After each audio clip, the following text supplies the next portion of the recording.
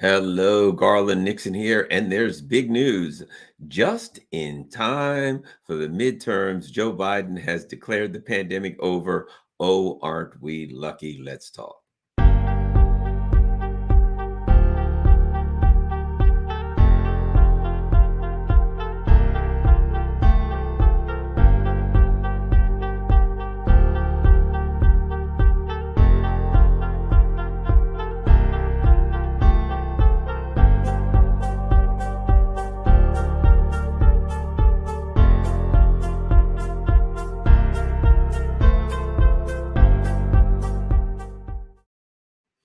Hello there. Let's get right to the big news of the day, of the year, of the month, of the whatever, right?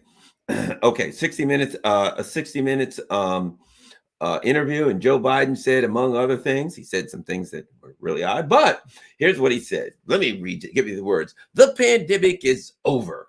We still have a problem with COVID. We're still doing a lot of work on it. But the pandemic is over, Biden said. What's interesting is you got the head of the WHO, TPLF, a guy who was really tied to some really bad things in Ethiopia when he was one of the top members of the TPLF, the Tigray People's Liberation Front, an organization I've heard of referred to by many times by Ethiopians as a ethno-fascist organization. So he said that the world has never been in a better position to end the COVID-19 panic. Last week, the number of weekly reported deaths was the lowest since March 2020. We have never been in a better position to end the pandemic. We're not there, but the end is in sight. What's interesting is Dr. John Campbell. I watched a video of his. It's worth watching. He has very good stuff. British guy, and he's in Uganda. And in Uganda, they're talking about, basically the pandemic's over for them. And what's interesting is they do have a low vaccination rate, but what they basically said was, and it's worth it. Watch the video. You'll see the guy from Uganda is telling him, I think it's a doctor. He's basically telling him it's over. That in a nutshell, Omicron came through. Every damn body got Omicron, and he said we're crowded the way we live. Where the cities are tight. There are a lot of buses and trains, and people are tight together. And basically, when Omicron came, everybody got it. And he basically said they didn't have very high deaths. And he said, they're showing practically nothing as far as they're concerned in Uganda. The pandemic is over for them and has been for a little while. So at any rate, I think that, in the United States, keep in mind a couple of things. And let me see, is there anything on here? Nah, we'll leave it at that. So let's stop the share. Okay, so I do believe this because let's face it, I found it odd. Let me give you a little bit of background and tell you what I found odd and how we got there.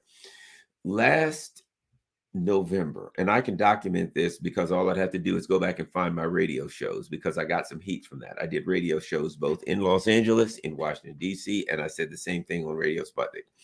And Omicron came out, and on Sputnik News, there was a article, and I read it, and they were saying Omicron is much milder, and they're not having any deaths, and the symptoms are much milder, et cetera, et cetera.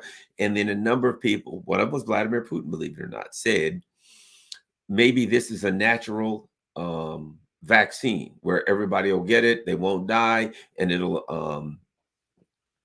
inoculate a lot of people. They'll get some level of natural immunity. We didn't know at the time how much.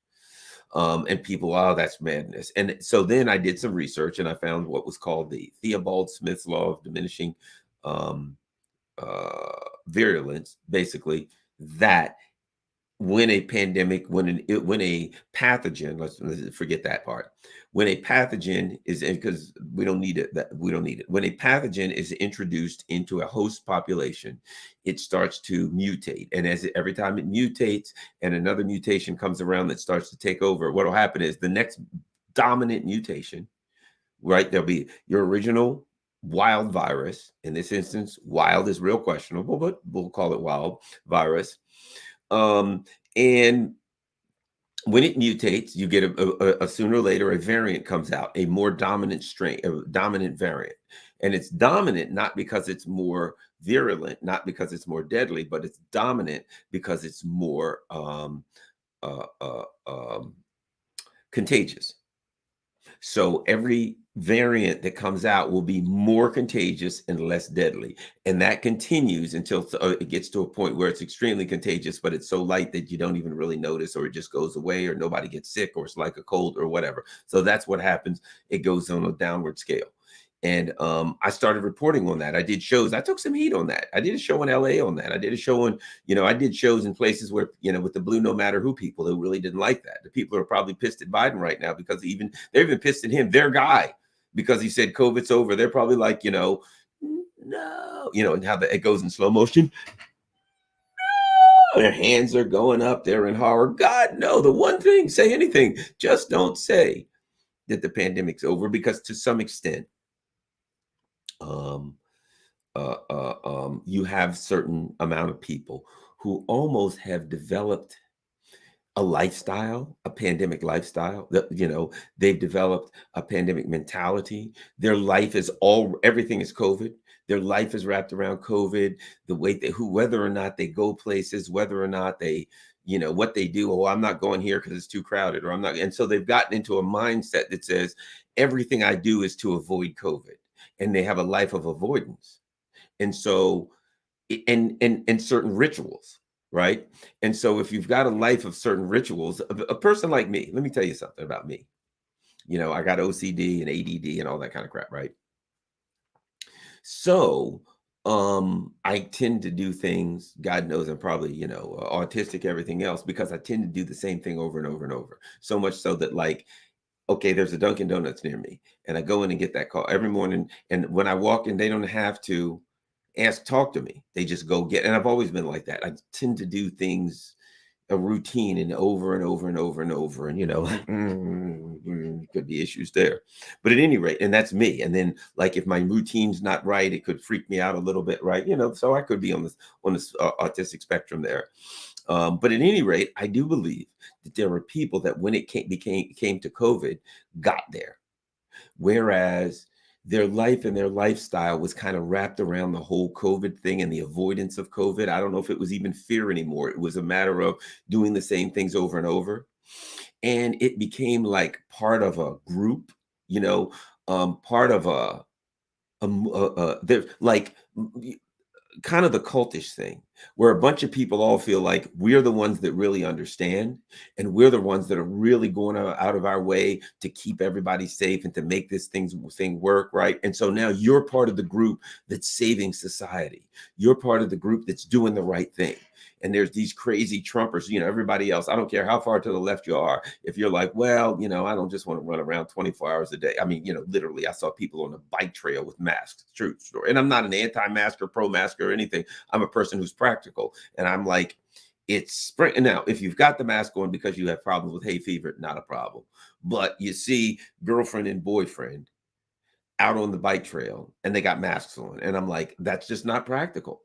And if you say, what are you doing? I mean, not to them, but to yourselves or to others, and say, well, that doesn't make sense. It's not logical. That's not even what the CDC says. None of that stuff. Then you're a crazy, mad anti-masker. And of course, you're a Trump supporter. No matter, I don't care if you're a card-carrying member of the Communist Party, you are a Trump supporter, because the people in the Democratic Party cannot accept a universe in which they get legitimate criticism from the left. They have decided that they are the left.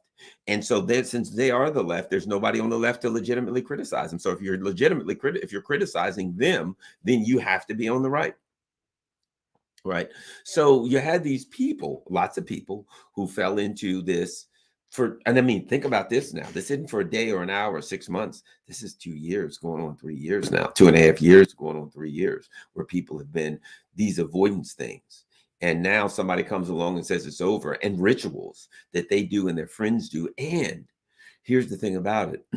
When you're in a group of people that are doing the right things, how do you know you're in that group? How do you even know you exist? Because there are people that do the wrong things, right? If you're God's only good Christians, the only reason you know that is because there's those evil sinners out there, right? You got to have something to compare yourself to, right? If nothing exists in the universe is all blank and there's one tennis ball, is it moving? No, because movement is relative to something else, right? So if you are um doing the right thing to save humanity and society and keep everybody safe, the only reason you know you're doing that is because you got other people to point at and say the crazy anti-maskers, anti-vaxxers, anti-whatevers, Nazis, whatever you want to call them. You know you're there because they're there. You know you exist because they exist. So you have a couple of things. You have evil people to feel good of yourself because these crazy anti-maskers and Trumpers and people like Garland who are on the left, but they don't even make any sense. We can't find a place in our little brain to assign them. um, I can feel good and I can do the rituals that let me know that I'm in that group and lets everybody around me know that I'm in that group. And now Joe Biden just snatched the rug out from under me for the stinking midterms. I guarantee you will go online and you go on Twitter and you start looking at it and you'll find, oh, I see Hector saw me on KPFK. Thanks a lot, Hector. I had Dan Cavalico in there. We did immigration stuff today. Thank you very much. But the bottom line is this. So what we've got now is not just COVID. That was part of it. But you had COVID, you had a government response, and then you had these shaming tactics where people who question the government response, people who question the government policies, were then two things could happen to them. They could be literally punished. They could be fired. They could be thrown off of YouTube, Twitter, whatever. They could be refused entry into businesses or sporting events. Even now, understand they still just fired a bunch of people for not getting the vaccine in New York City. That kids in New York can't play sports if they're not vaccinated. Kids, 12-year-old, 13-year-old kid, 15-year-old kid can't play sports if they're not vaccinated. Things at a time when the president of the United States says the pandemic's over. The pandemic's over, but you can't do certain things unless you are acting as though the pandemic is still going on. So there is the issue for people like us, There's the issue of the practical application and reason for policies. Those of us who say, if the government says you have to do X, we're going to ask you why. If the government comes in, knocks on the door, hello, hi, my name's Joe Government, and I'm here to tell you, you have to stand on one foot for 5 minutes. I'm going to say why. And if he says, because it'll make America great again, I'm going to say, why? Tell me how. Before you tell me, I'm going to question, tell me how. We're the kind of people that when the government says jump, we're going to say, whoa, why should I jump? Do you have the authority to make me jump? How's it going to make my life better? How's it going to help this? No, I don't just jump when the government tells me to jump or anybody else. We tend to push back. We tend to question. We tend to have some level of intellectual curiosity. Right. So when the government started instituting policies, it's not that we don't go along with policies or what's in the good in the best interest of all. It's that we need to believe that if we're told to make sacrifices, we need to be convinced that those sacrifices are in the best interest for all. And when we say we need more data and you say you can't have it for 75 years, that ain't building trust, my friends. That isn't building trust. And at that point, that's when we're going to like draw back and say, whoa, time out. Did you say I can't see the data for 75 years, bro? And at that point, we're like, we don't trust you. Now you've lost trust. We already don't have any going in when the government tells us they want to do X or Y. They got to create it. But when they say you can't have the data that you need and you'll be punished if you don't do what we tell you, well, then that's all the red flags we need. And we're like, okay, we don't trust you guys anymore. We ain't cooperating with you. And there was people, the government didn't expect this, but there was millions and millions of people who were right there. Nah, we ain't doing it. Whatever it is, I ain't saying any particular thing, but I'm saying whatever it is or could be. There's a certain element within the population who doesn't have the level of trust they need with the government. I remember I had a guy on, you might have heard this story before, and he was saying at the beginning of this thing, he was saying, I think what the government should do is issue everyone so many grams of vitamin A, vitamin D, this and that every day, and you take that. And I said, well, here's the problem. He said, what? I said, if I got a care package from the government once a week that said, here are your vitamins for the week, vitamin A, D, B, whatever. And I actually believe those vitamins would help me, right? I wouldn't take them. And he said, why? I said, because they came from the government and I don't trust them. I don't know how they were made. I don't got the information. I feel like somebody's getting, the government's probably paying $100 a pill for pills that are full of sawdust. Don't trust any of it. I tell you what, I told him, I said, I tell you what I would do if the government came to me and said, hey, Garland, you need to take vitamin A, D, whatever. I'd say, I tell you what you do. You give me a certain amount of money per week to buy them, and I'll go buy my own vitamins, but from the companies that I know and I trust. But I ain't trusting you to give them to me.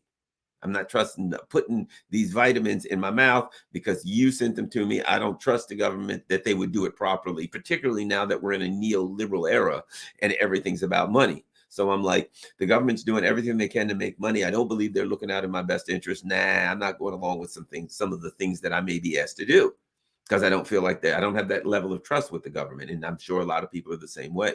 So now when Joe Biden comes out and he's like, all right, this thing's over. The first thing I think is, how far away is the, so, I'm cynical. I don't trust. They haven't earned my trust. They've earned the opposite. And so as soon as Joe Biden, the instant he said, I this morning, hey, because I ain't watching 60 Minutes, propaganda. But I'm reading, I'm looking, and it's like Joe Biden said the pandemic is over. And I said, oh, that's interesting. What should I look at? Timing. I'm a big timing. When things happens, I look at timing. I'm like, well, we're getting into the end of September. We're a little over a month, what are we, maybe 6 weeks away from the midterms. And they know that the polls have not been on their side when it comes to various mandates, when it comes to a lot of things. When you look at the numbers of, a lot of numbers say the pandemic wasn't working out in the best interest of the Democratic Party. The positions that they took were very popular within a certain element of their party, unbelievably popular. But independence, you got to get.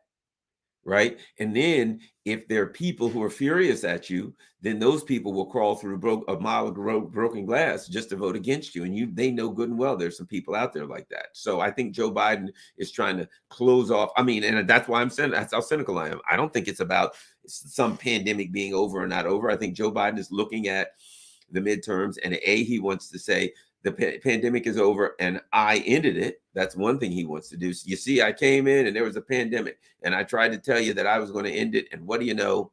I've ended the pandemic. I think that was part of what Joe Biden's game plan was.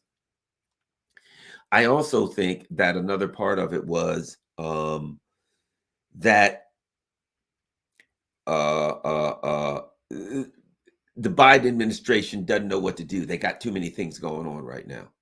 They're overwhelmed. They're starting trouble with Ukraine. They're starting trouble with China. They're starting trouble, all over the world. Everything in Latin America is completely going anti-US and really pro-China, pro-Russia. All of the countries that used to have US puppets, the people there are tired of the neoliberal policies and they're all voting in lefties. They're voting out so they're getting wiped out in South America. Middle East, the countries are all, let's face it, let's be honest about it. This Ukraine conflict is taking people off the fence. So all of Africa supports Russia. All of the Middle East supports Russia. All of South America, almost all of Asia supports Russia. So you know what I mean? So they've got a position where they're trying to bully people, but there's too many people out here to bully.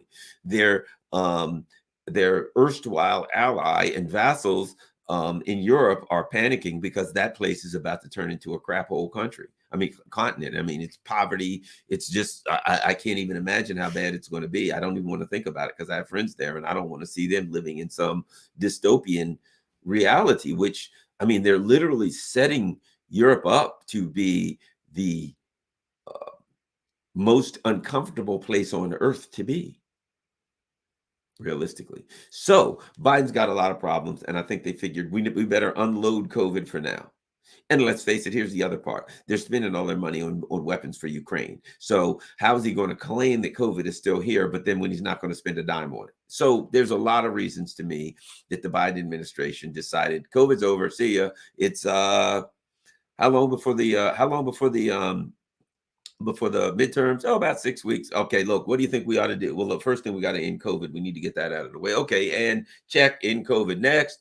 That's all it was. That's all it was to these guys. It was political. I do not ever believe that the Biden administration or the Trump administration was like, hey, what do we have to do to look out for the health of our own people? Let's make sure we put the people's health and well-being and happiness first. That was never the case. It was, how can we make lots of money? And after that, how can we make lots of money? That's all it was. And how can we keep the people in line? I do believe some of the stuff was almost like training a dog. Some of the stuff almost seemed like a training exercise. It seemed like, okay, people jump, now bark, now lay down, now roll over. And if you don't, if you do, you'll get a treat, but there was no treats. But if you don't, you're going to get a stick on your behind. And to some extent, it was like that after a while. They were telling us, now do this. Now you got to do that. Now you got to do this. And people were like, I don't want to do that. Well, then you're thrown out. And I want to talk about it on YouTube. Then you're thrown off YouTube. I want to tweet about it. Then you're thrown off Twitter. Like somehow, if they controlled our speech, that it would control the reality. If they controlled what we could contribute to the conversation, then those parts of the conversation that they felt unpleasant didn't exist. No, my friends, emotions that are unexpressed don't go away. They just come out in uglier ways. So there was a part of a conversation in America that needed to be had. That part of the conversation were those of us who were questioning the policies and asking for more data. They said we were crazy tinfoil hat conspiracy theorists. Well, what were we doing? It's the opposite. We were saying we want more data. We don't have enough data to make a decision about some of this stuff. And the amount of data that we have may push us in the direction of making the decision that you don't want us to make. But the bottom line is we need more data. And the more we ask for data, the crazier conspiracy theorists they called us. Because they didn't want to, they couldn't provide the data because it didn't support their positions. They even said it a couple times. Well, we held that back because it may cause people to be hesitant. They literally said that. And I'm like, so you don't give me the data that I'm asking for because it might make me hesitant to do what you want me to do. If that is the case, I think I already know what's in that data. Yeah, what happens if I drink this soda? Here, go ahead and drink this soda, Garland. Sure, do you have some information on whether or not it's healthy? Are you kidding me? If I give you that, you won't drink the soda. Really? The soda's safe. It's safe and effective soda, the most safe and effective soda that we've ever had. But if we let you know the history of the soda, the trials of the soda, and what's actually in the soda, yeah, you ain't drinking that soda. Why not? Yeah, well, we don't think you're an idiot. You're not a moron. If you had enough data to understand that soda, trust me when I tell you this, you wouldn't come near it. But we're requiring you to drink that soda or you can't fly, you can't work, you can't do anything. That's kind of where we were. And I'm being facetious. I'm not saying if you had the data, the decision would be made in one way or the other. I'm just simply saying people need data. And it's unfair and unreasonable and absurd for the government to say to people, you have to make a particular decision on something that's very critical to your life. And you're going to get limited data. And if you ask for more, then we're going to treat you like some kind of a crazy conspiracy theorist, some castaway, some deviant in our society that should neither be respected nor allowed the full privilege that the Constitution affords you. That's kind of, don't you think that's what it was? So we like, okay, so now people like me, let's face it, can I be frank with you? He says COVID's over. COVID's been over for me for a long time. The COVID, to me, and I'm going to put it this way, it got to a point where it's like slavery. You're a slave in your mind, first and foremost. Let me tell you a slavery story. A slavery story that I think is appropriate. Frederick Douglass, you might heard of him. Brilliant man. Oh my God, an orator and writer, just an absolute, incredible human being. If you read and listen to what he said, brilliant guy.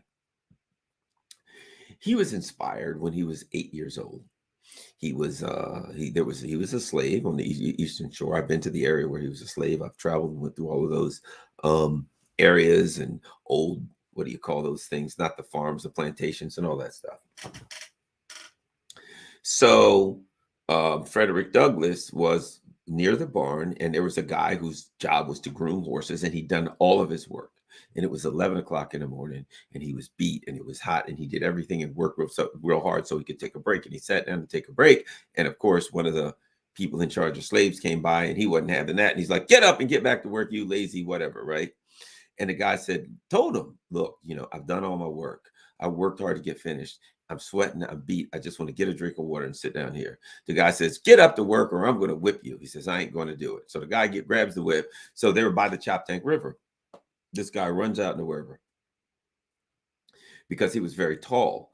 And so they go get the slave owner, and the slave owner comes out with his musket and points it at him. And he says, either you come back in here, or I'm going to go right now, because he couldn't go out there because the guy was tall. Apparently, I guess the slave owner couldn't swim. But Frederick Douglass describes this thing, and it's an important story.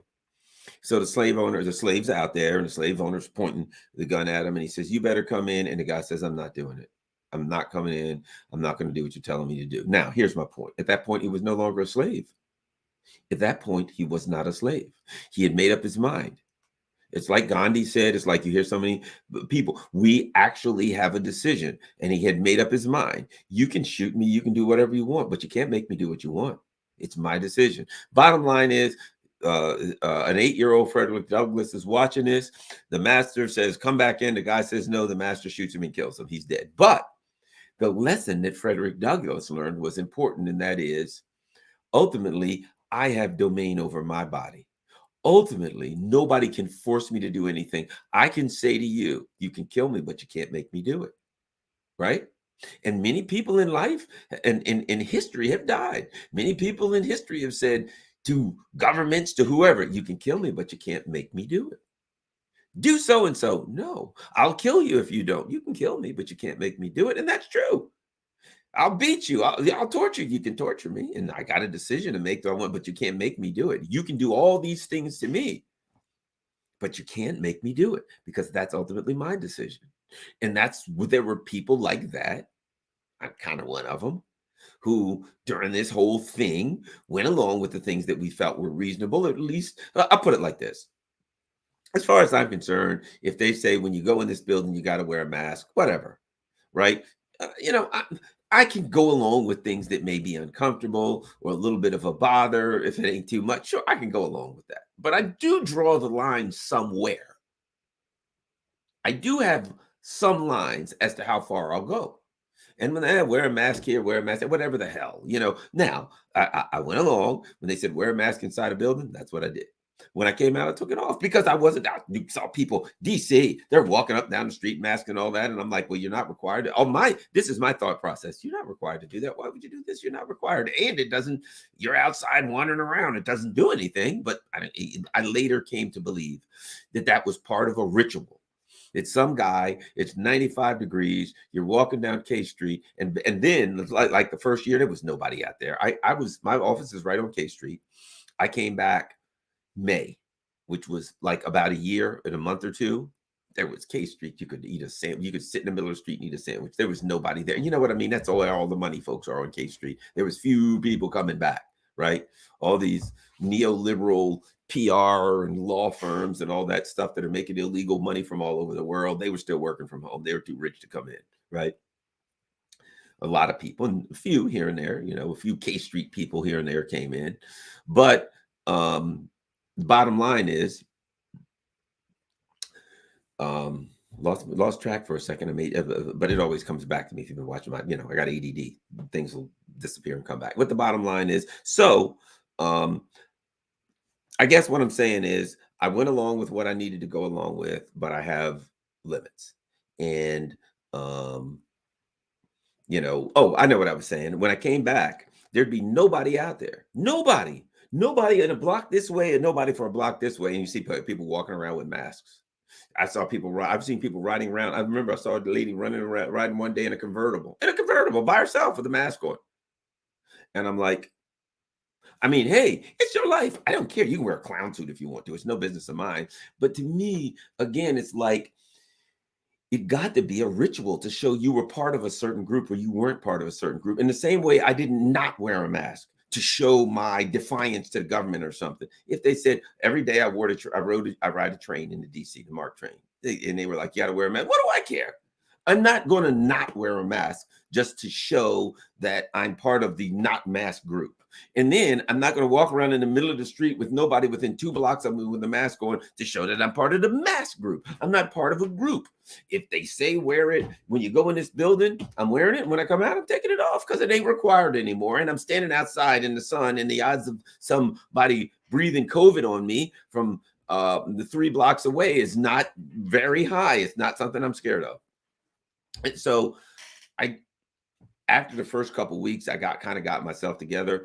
And then I got to a point where I was kind of annoyed at the people who, if you asked COVID, they flipped out. If you questioned any government policies, they flipped out. That really annoyed me. It really annoyed. And the people that bought into, hate your neighbor, despise your neighbor's the problem. And statements that were made just in general. Let's all do this so we can end the pandemic. And I was like, really?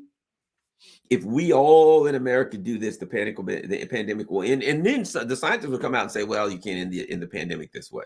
And they'd still go on TV and say, let's all, and advertisements all do this together so we can end this thing. I saw an advertisement in DC today with like a black family, cartoon family. We're all going to do this so that we can get this thing ended together. No, not today. I think it was yesterday or Friday. It was either today or Friday. Come to think of it, in one of the metro stations, which are the subway stations. And it was like still implying that if you would do a certain thing, it would end it. But Joe Biden said yesterday it was ended. And the science said that's not how it worked. But at any rate, but I didn't belittle people that wanted to do whatever they wanted to do that the government asked them to do. If that's what you want to do, it's your stinking life. But don't belittle people who say go in the other direction. So at any rate, so now what I think is going to happen is the people who always stand with the latest virtual signaling crap that they're told to stand with, right? I stand with that's like this. Who do you stand with? I stand with. Hey, who are we standing with now? Ukraine. And if next week I stand with Ukraine. No, you idiot. It's Taiwan this week. Oh, I stand with you, Thai Crane. What the hell is it again? Taiwan. Okay, I stand with Taiwan. I stand with whatever I'm told to stand with on a given day. Whatever the latest virtue signaling crap is, that's what they stand with. I don't stand with any of that. I just do what I'm going to do. And leave it at where it is. Okay, so let's leave it there. Hooray, the pandemic's over. And then, of course, the Blue No Hatter people, oh, boo, we've been betrayed by Joe Biden. He has betrayed us. I'm telling you, it ain't over. Everybody's got to do everything. Just stay in the house, hide under the bed, run, my God, run. So, okay, let's go to Iran. You may notice this is a dirty looking cup.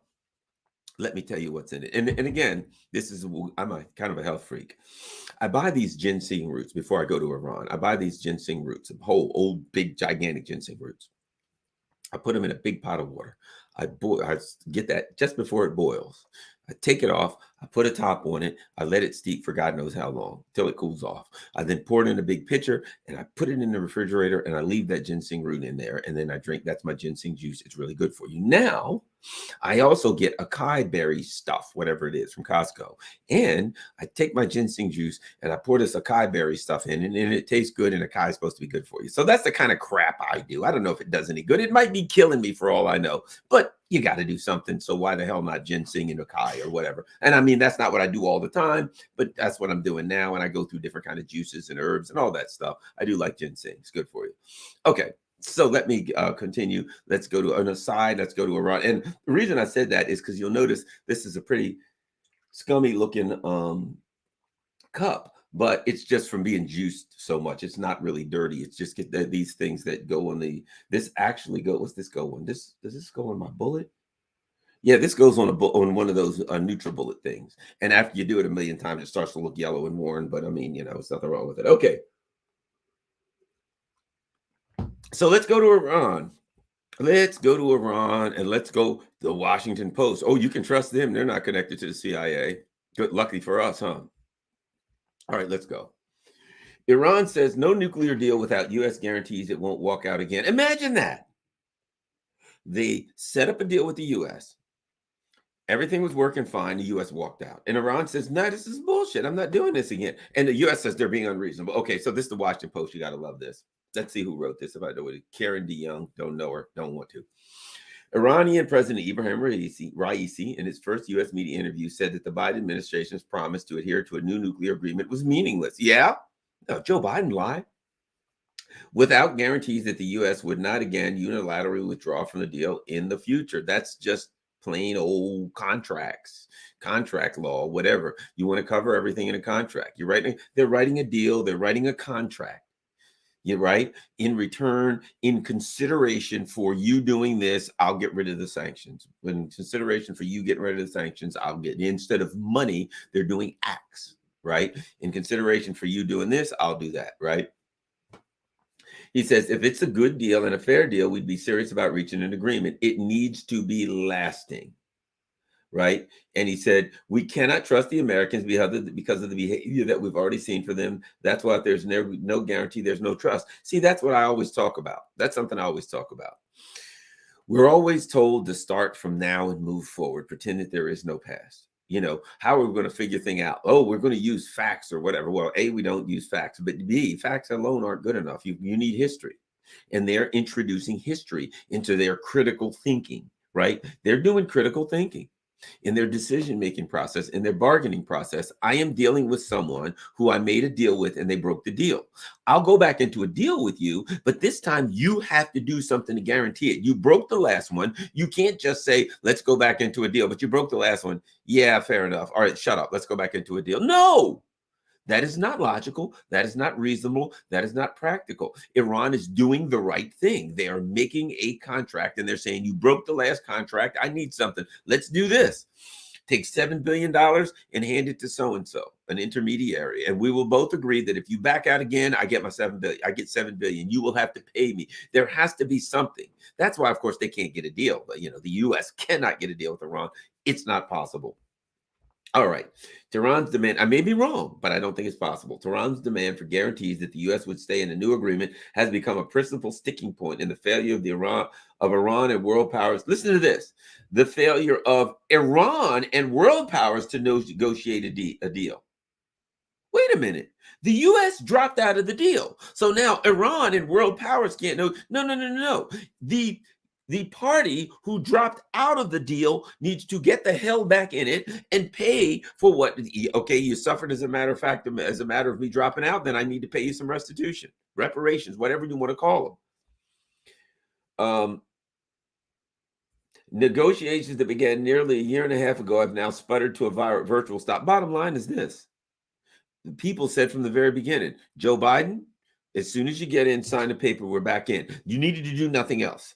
He didn't need to do anything else except say we're back in. He was part of the Obama administration. The Obama administration negotiated that deal. All he needed to do was get back in the deal. But he didn't, did he? Because he never was going to get back in the deal. No intention to get back in the deal, not getting back in the deal. The only thing they want to do is bully Iran and say, you have to do what we tell you to do. And Iran ain't doing it. Let's see. Raisi, elected in June 2021 and widely considered a hardliner. What the hell is a hardliner? What is a hardliner? You know what? It's interesting is this. The U.S., when we talk about hardliners, anybody who doesn't want to kiss our ass, anybody who wants to stand up to us, anyone who wants to hold us accountable, anyone who wants to say, my country has every bit of right to look out for our strategic interest as yours does. That's considered a hardliner. I don't consider that a hardliner. I consider that a person who has a brain, who says, I'm looking out for my strategic interests. You're looking out for yours, and I don't trust you. You lying piece of shit. That's a person who has a brain. If you say that to the Biden administration or the Trump administration or any other of these administrations. And he goes on, the new administration in the U.S., they claim that they are different from the Trump administration, but we haven't witnessed any changes in reality. Neither have we. Biden, well, yeah, we have. He's damn near taking us to nuclear war with the other two nuclear powers. So we have noticed something. Biden campaigned on a pledge that he would restore the original nuclear deal with Iran.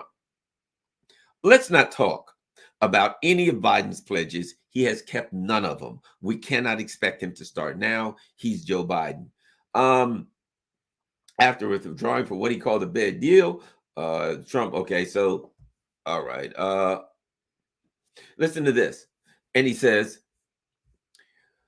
so they go into Trump, and he says he added more sanctions. He called it maximum pressure that would cause Iran to capitulate. Well, that ain't happening. You don't know anything about the Muslim community if you think putting more pressure on them and threatening them are going to make them capitulate. But listen to this. Instead, Iran has gone far beyond the limits imposed by the agreement. U.S. dropped out of the agreement. There ain't no agreement. Well, you were in the agreement, and we arbitrarily and capriciously dropped out of the agreement. Fair enough. You can do that. Shouldn't do it, but you can do it. And you're not upholding the standards of the agreement. You dropped the hell out of the agreement. Hey, look, Iran has gone beyond the limits imposed by the agreement. What agreement? You dropped out of the agreement. You said to Iran, this agreement's bullshit. It's crap. It's garbage. We're dropping out of this agreement. What did Biden Trump call it? This is the worst deal ever. Okay, we're dropping out. Fair enough. At which point Iran says, yeah, I guess you think it was a bad deal. Fair enough. Okay, well, then it's dead. We'll move on. Well, you're not abiding by the agreement. What, you mean the one that you said was the worst deal ever and you dropped out of? Yeah, why would we abide by it? Are you abiding by it? You dropped out of it. And you're going to say, hey, I dropped out of that deal, but you still have to go by it. The hubris is it's just stunning. And Iran has repeatedly said, oh, and wait a minute, here's what's interesting. Iran has gone beyond their limits, increased the quantity of quality of enriched uranium, blah, blah, blah. They have repeatedly said, listen to this, has repeatedly said it has no intention of developing such a weapon, that they're using it for medical and agricultural use, right? And there's no evidence otherwise. The CIA, I can search it right now. The CIA has said there's no evidence that they're going to use it for a weapon. And they've said there's no evidence we're going to use it for a weapon. So yeah.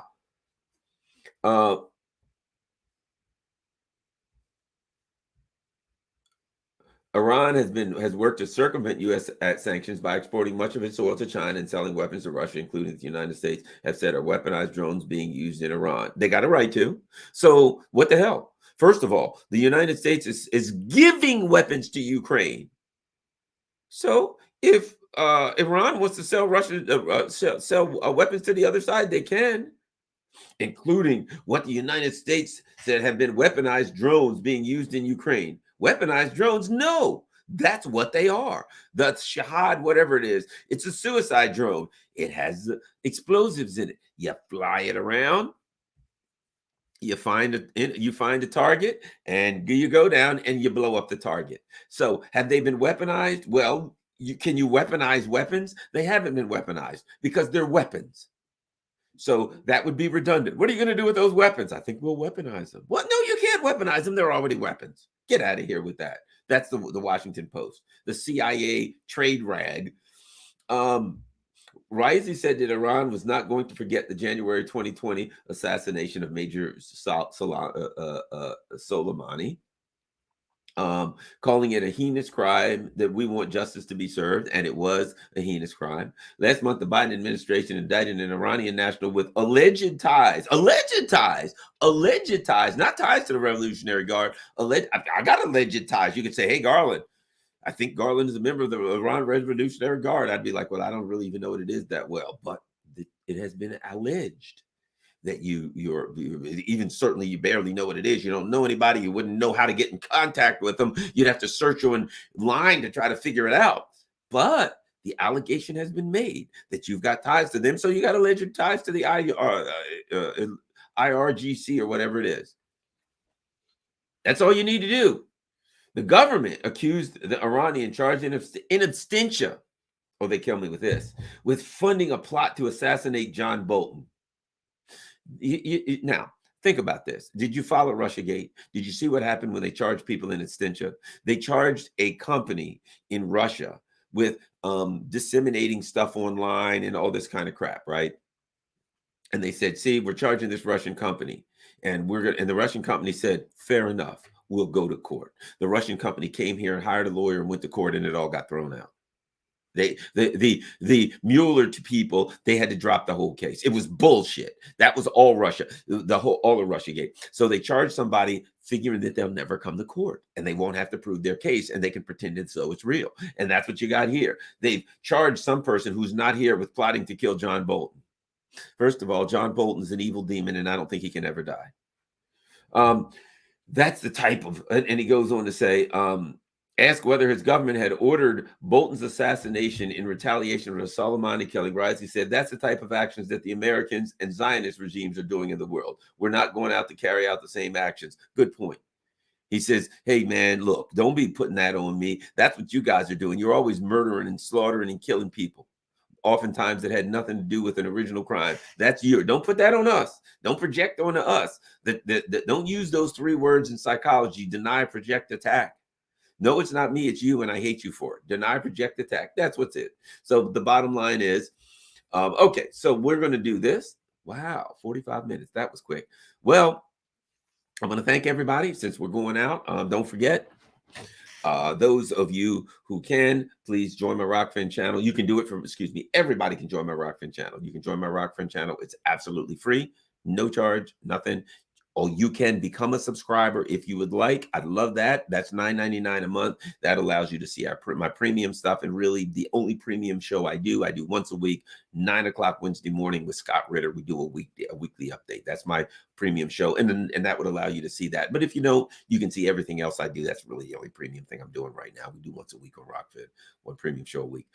But I got all the stuff down there, whether it's paypal.com, garland@gmail.com. Buy me a coffee is great. Certainly appreciate that.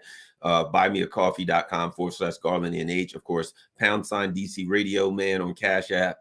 Make sure everyone, please smash that like button, smash that like button, smash that like button, as Alexander McCord says. And guess what? I think I'm going to be on the Duran Thursday, I believe, with my favorite, first of all, and everybody should say the same thing. My favorite show on my favorite YouTube show. I mean, I like the Jimmy Dore show. Don't get me wrong. There's a lot of shows I like. I like PTE, Politics, World Gone Crazy. I like a lot of stuff, right? But the Duran is the big. I like, what's the other one? A New Atlas is good with Brian Berletich, whatever the hell. I like his. I like good old Andre Martinov, Smoothie X12 or whatever. But of course, the Duran is the standard by which all other things are judged. And I really enjoy the Duran. And part of it, well, they're good. And I met Alexander McCord and got to hang out with him in London. And that was great. And met his wife. And it's a great guy. We were at a Julian Assange event, and he was a speaker, and it was great. And so, I really like the Duran, and I'm thrilled that I'm going to get the opportunity to go on there this week. I'm really thrilled. I don't know if it's going to show up Thursday. I don't know if they're going to do it live or whatever, but I'm looking forward to being on the Duran. So thank you. Oh, by the way, let's start looking because there's no super chats today. Wow. Well, that's okay. I certainly appreciate it. Everybody do what you can. If you can't afford it, that's fine. I understand. Do what you can. Whatever you can do to help support the channel, I appreciate. And if you don't, then enjoy it. If you don't have a dime to your name, enjoy the channel. And that's what we're here for. And those who can will, and those who can't won't. And we all kind of carry ourselves together. Okay. Thank you for fact-filled reporting, says TD. We listen and learn. Thank you. And I read, believe it or not, I read all my after the show, when I'll go up and I'll look and up and down and read all the stuff, read my comments. I love my comments.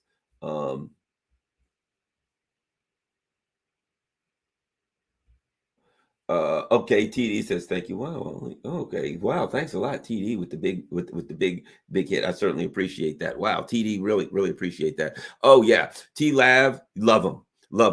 The Last American Vagabond, I do. And like I said, I don't agree with Ryan Christian. I don't even agree with myself on everything. I'll believe something one day, and the next week I'll think it's mad. But let me tell you, I got a lot of respect for Ryan over at the Last American Vagabond. Tremendous amount of respect for that guy.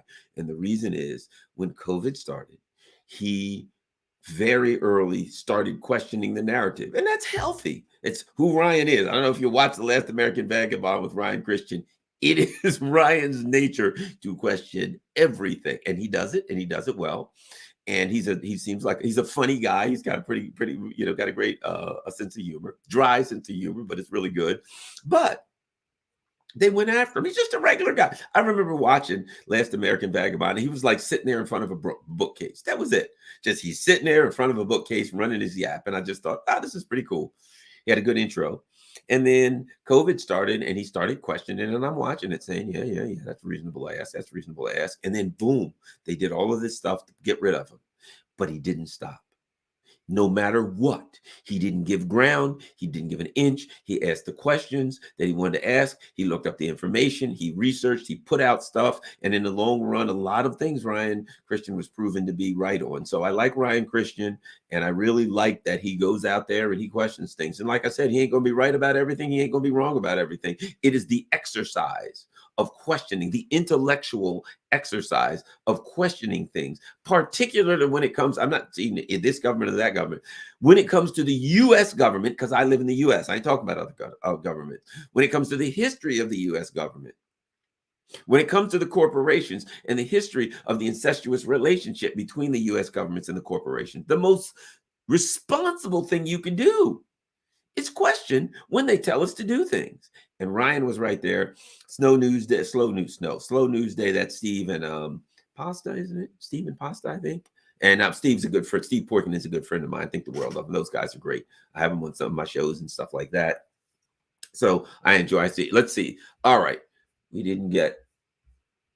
Okay, well, so we didn't get any super chats. So I guess today nobody really could afford to do a super chat. So here's what we'll do. We'll just look at some random things that people said. Woodstock, it's not legal here either, but I don't give a you know what. I'll beat my neighbors.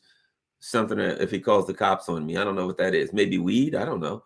The U.S. Israel base in Azerbaijan that, like shelling Christians in Armenia, is for the Iranian-Israel war. This is a supplemental decoy Russian provocation by the usual suspects in D.C. Yeah, that Armenia stuff. Come on.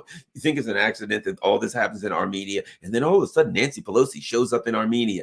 You know, I know you're a Russian ally, but the U.S. would like to be your ally. Can we be your friends? Trust me when I tell you this, Armenia. If you let them become your friends, it ain't going to work out. Okay, you want to be their friends? Yeah. Check out their friend Ukraine. Hey, Ukraine, you friends with the U.S.? Yeah. How's it working out for you? Right now things are a little hairy. Yeah, right.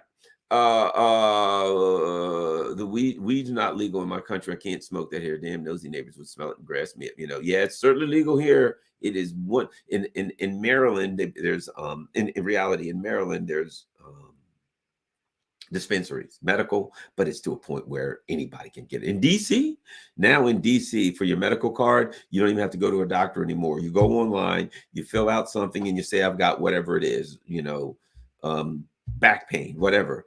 And then that's it. And you fill it out online, and that's that. And you don't have to go to a doctor. Nobody has to verify it. You just fill it out online. My name's Garland Nixon. I want a weed card. Here's my address in DC, and I got back pain. Click. Enter whatever they want to charge you. You pay that, and then you get your weed card. So you don't even have to go to a doctor there. In the U.S., I mean, in Maryland, you can do it all online. You just see a doctor or somebody. I think they charge about $75 or something online, and you get a card that's $25. And then there's lots of dispensaries, and it's very, very inexpensive. So here in Maryland, you might as well say it's legal. And I think what they're going to do is they put it on the ballot. Those bastards, they still couldn't just pass it and just say, okay, they had to put it on a ballot so that they could hope that they'll get more people to show up. Okay. Oh my gosh, it's Christine Miller. You deserve at least one super chat. Thanks for all that you do. Thank you very much, Christine Miller. I certainly appreciate it. Let's see what else we got here. Camilla V. Says too many cannabis stores in British Columbia. Gold rush may be ending. Yeah, well, I think that's going to happen too. It starts and then there's a million, because like right now there's dispensaries in Maryland. God knows Maryland's not a big state. It's smaller as states go.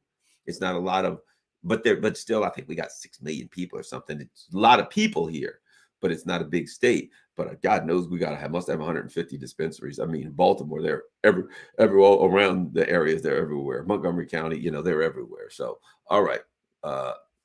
Anything else? To be an enemy of the U.S. is dangerous. To be a friend is fatal. You got it. Wow, you can have guns there. Anything we need to defend ourselves. You know what? There's a country now. What is it? Watch this.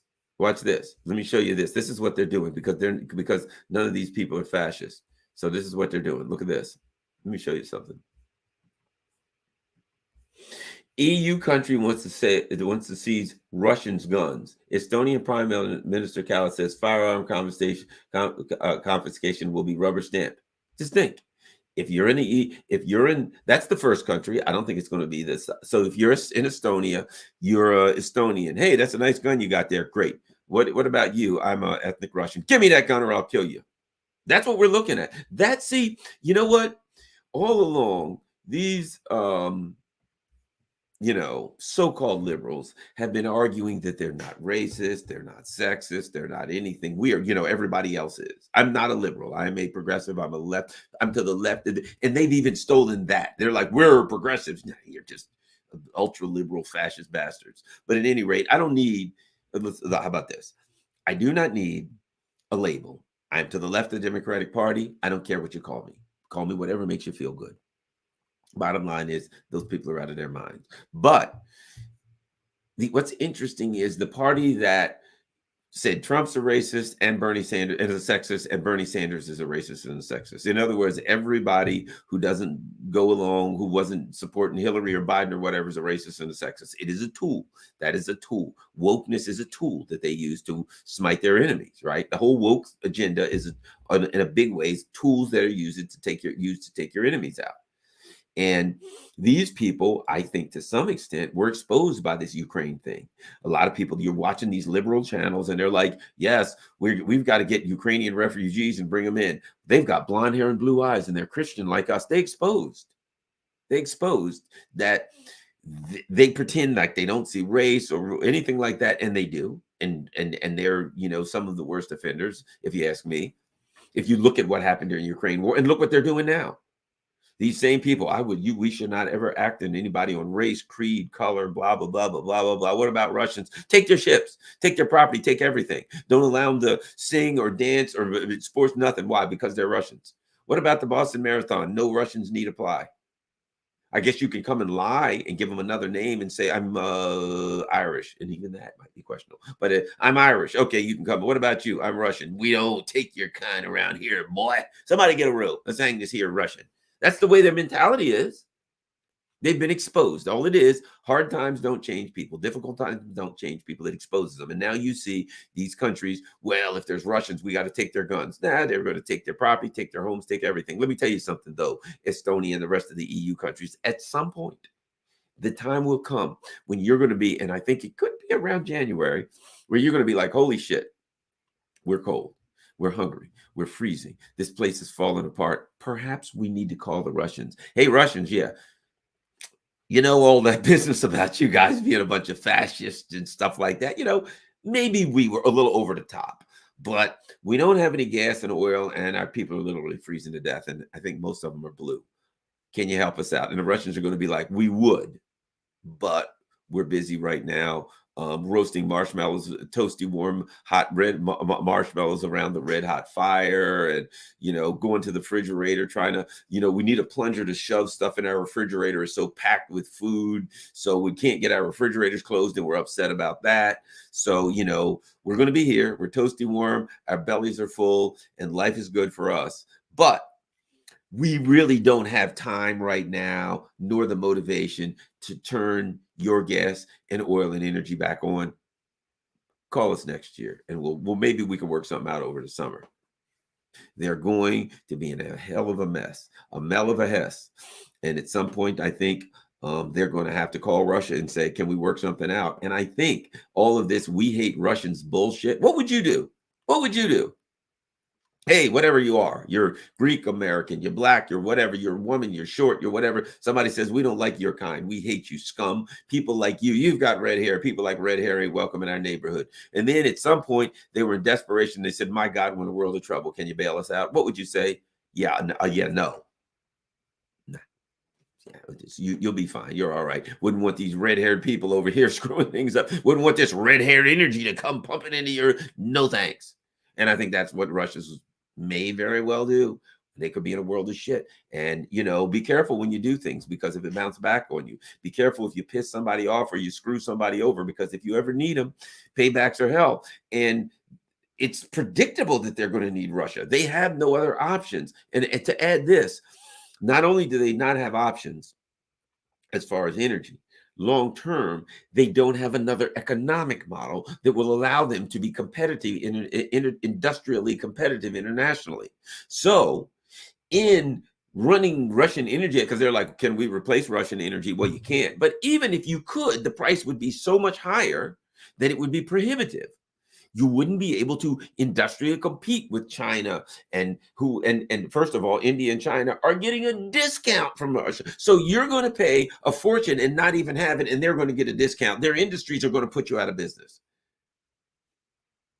So the reality is Europe's totally and absolutely screwed. And now they're doing stupid shit. And they're going to come crawling back to Russia. And Russia's going to slam the damn door right on their toes. They'll be standing in the door with their toes in the door. Wham, buddy. 10 broken toes. That's what's coming. I suspect that's what Russia's going to do. All right. Well, thank you, everybody. Let me see. Is there any more super? Oh, wait. Yeah. Another super chat. And Jorge Ruiz says, thanks for inspiring me to get into geopolitics. Thanks a lot, Jorge Ruiz. Appreciate that. And Rockfin, everybody's there. Once again, thank you very much, TD. I really appreciate it. Really helped out. Thanks, everybody. I am tired. Oh, that was a great crosstalk. So, oh, well, thanks a lot. I really enjoyed crosstalk. I have a lot of fun going on that show. And I just, you know me, if you know Garland, you know I'm going to say what I think. Some people might not like it, but I'm going to say what I think. So it was fun. So it was good for Germany to be dependent on cheap Russian energy after all. First of all, you got to be, first of all, you got, if you, Germany, think about this, because people are like, oh, Germany made a mistake. Let me put this up here. Germany made a mistake. Remember Trump? They made a mistake being dependent on Russian energy. Okay, hold on. Germany doesn't produce their own energy, correct? Which means they're going to be dependent on somebody for energy. If they're dependent on the United States, we know the United States uses every weapon in their arsenal for coercion, right? So the question is not, would Germany be dependent upon someone? It's who. They could depend upon Russia, the United States, Qatar, or one of these other countries, but the other countries don't have the capacity, right? So they didn't have a lot of options. So their option was Russia. But luckily for them, Russia's close by. Russia can build pipelines so they don't have to transport the stuff, and they can get a dirt cheap price, and they can get a long-term contract with Russia. And Russia's happy to provide them gas at a reasonable, cheap price for a long-term contract. Piece of cake set up. So when Trump said they were dependent on Russia, well, if you got a company and you make apple pies, and you find somebody that'll sell you apples for 10 cents an apple and everybody else wants $1 an apple, are you dependent on them? In theory, you are, but you're getting your apples so cheap that it allows you to make a nice profit selling your apple pies. So are they dependent on Russia? That's the cheapest energy they could get their hands on. So they created an industrial base based on the fact that they could. Here's the thing. Think about this. Based on the fact that they could get cheap energy for the foreseeable future. There was nothing standing in their way from continuing that, so much so that they built a second pipeline so they could expand their industry. So in my opinion, were they dependent on Russia? They're going to be dependent on somebody. Why not, if you're going to need to be dependent on a country, why not the cheapest one? That's what I would say if it's industry. And now they've blown that, which means no more industry. It's over for Europe. I don't think they're too far over their skis. They've crossed their center of gravity. There ain't no way to pull out of this one. Bam. That's right now. They've leaned too far. And now there's no way out. And now that's it. Europe is going to be deindustrialized. I don't see any way out of that. And the US is happy with that. The US is fine. They get to sell them more energy. They get richer. Watch them get poorer. They're good. They ain't got a problem with that. At one point, the European people will wake up and scream. But remember, if you're Russia, have the European people said to their leaders, no, don't do this? Have the European people said to their leaders, no, we don't think this is fair? No, they've been right down with it. Yay, Slava Ukraine. We hate Russia, right? So if you're Russia, it's not just the governments, it's the European people. They hate you. When someone shows you who they are, believe them. The Russians don't need a second lesson. There's no merit in getting kicked a second time by the same mule. So I suspect that the Russians have made their decision. They're now building the Power of Siberia 2 or 3 or whatever hell it is. Buddy, their energy is going east. What you do in the EU is up to you. And poverty, I think, is on the poverty will be the business of the EU, and business is good. That's what it looks like to me. Quite simple. Now, it is possible that if the people of the EU totally freak out and replace their leaders with some people who have brains in their head, which I don't see happening in the foreseeable future, because there's no democracy. And how do you replace the government in a democratic process if you don't have democracy? They don't have democracy, and they're just kind of learning that it's just vassal states. There's no democracy, so I don't see a way out in the near future. But the bottom line is, at some point, they still have to come back to Russia and say, "Can we strike a deal?" And what would Russia say? We'll sell it to you on the spot market. We ain't putting no long deals with you people. We ain't putting no money in with nothing. You seized their assets. You screwed them. You're on your own. You had a good business model. You don't want that business model. You don't have to have it. See, that's where Russia's position is going to be. You had a business model in which you got cheap energy from us, and that allowed you to make a nice profit. You don't want that business model? That's up to you. Once you throw that business model away, you ain't getting it back. The guy with the cute girlfriend that he took advantage of, treated her like crap, and then finally, went his separate way. And then he came back. I'm sorry, I've been wrong. Sorry. She's gone. She don't want you back. She's already had a taste of that, and she didn't like it. So that's where you are. You had the cute Russian girlfriend who was providing you plenty of energy. You didn't know how to treat her. You treated her like a dog. Guess what's happening? She's out. She's gone. She's done, and it's not coming back. All right. Anything else? Oh, wait a minute. Good old Jasper says $5. Thanks a lot, Jasper. Certainly appreciate it. And I think that's it for everybody. Well, thank you all very much. Certainly appreciate it. I'm kind of tired. I babbled a little bit at the end, and being tired will do that. But I did, what did I do today? I don't think I did a show this morning. No, I didn't. I had a big breakfast. But so I did my Sputnik show. Then I did my KPFK show with Dan Kovalik. Now I'm doing this. So that's 1, 2, 3. Wow, 4 hours today. I'm running my freaking mouth. Thanks a lot. Good thing I got Dr. Wilmer Leon there with me, so I got somebody else to talk. All right, anybody else? Excellent babbling. Camilla V, thanks. KPFK, yeah, that's great. I enjoy it. One last thing. I haven't gotten any emails yet, but usually the guy after me, Brad Friedman on KPFK, he's like, hates my guts, and he says I'm a Russian bot and should be thrown off the air or something. And there were some people that came to me and said, "Hey, Garland, are you going to respond to Brad?" And I was like, "There's nothing. Brad hasn't called me. Brad hasn't. He can go on as long as he wants on KPFK on the next show and say we got to get rid of Garland. He's a Russian bot or things of that nature." But I don't respond to things that don't exist. I don't duck a punch that hasn't been thrown. So if Brad Friedman ever calls me, I'll be happy. If he ever sends me an email, "Garland, come on your show," whatever, fine. If KPFK ever says, "Hey, Garland, we've got some pro forma ritual you have to go through," I'm doing it. But I don't think that's going to happen. They've been very fair with me, and they've allowed me to talk about whatever I want. I do really appreciate that at KPFK. They've been really cool. That's what I like about Pacifica. The same with WPFW. They never said a word about what I said. I actually did get a complaint to the general manager one time at WPFW, and the complaint was I did a show. And in that show, I'll end with this. In that show, I talked about a National Institute of Health study right off the NIH website that showed exercise and some other stuff, how much the people who exercised, how much it lowered the probability that you'll get COVID or you'll go to the hospital. You died with some astronomical numbers. Like people who exercised really hard was like 66% less chance of going to the hospital or dying from COVID. I mean, it was a really amazing number. It's 25% less chance, or more than that, I think 55% less chance of even contracting it in the first place, right? I did that show. Somebody literally called into the GM and said, people are going to get, if he tells people this, they won't get the boost, they won't get the shot. But luckily the GM was just like, "Look, nah, Garland's, he can say what he wants. It's his show. And no, I'm not going there. If you call in to Garland, ask him, can you come on the show and talk to him about it? But we're not going to tell him he can't." So I really got no complaints with Pacifica. They've really been pretty good. All right. Thanks a lot.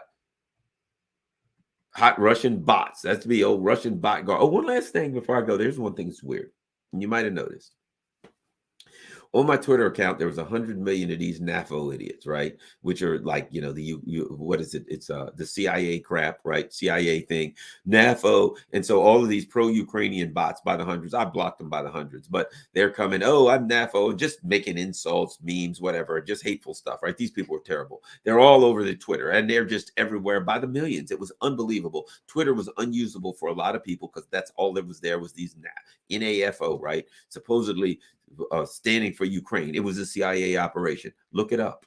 There's an article in Washington Post. And what it said was somebody from Congress, let me see something, said to the military,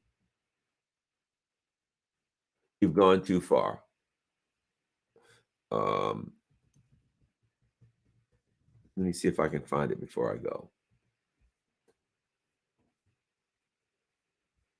And the bottom line is, I don't see it. But the bottom line was apparently somebody from Congress made a request and said, "Hey, I think the military and the intelligence communities are getting a little bit out of hand on Facebook and Twitter, and that's causing a problem." And all of a sudden, all of the NAFO accounts were gone. Like, or I'll put it like this: they just like disappeared. You couldn't, like, I know so many people that were just harassed day and night by the NAFO, Ukraine bots, just absurd, childish attacks. You're a jerk. You're an asshole. You don't know anything. You're a dickhead. Stuff like that, right? Any kind of lie, anything you posted, that's photoshopped, whatever, just garbage. And then somebody from Congress said something to the military and the intelligence community that said, hey, look, I think you guys are going a little too far. And the whole NAFO thing just stopped. I'm not saying it's completely stopped, but I'm saying it is massively stopped, which means the whole thing, as you already know, it was just another intelligence operation. All right. Thanks a lot, everybody. I certainly appreciate you guys. I'm tired. I'm about to throw in the towel. So I certainly appreciate everybody here. I appreciate all of the super chats. I appreciate TD with making a big one. So everybody, thanks a lot. Don't forget, click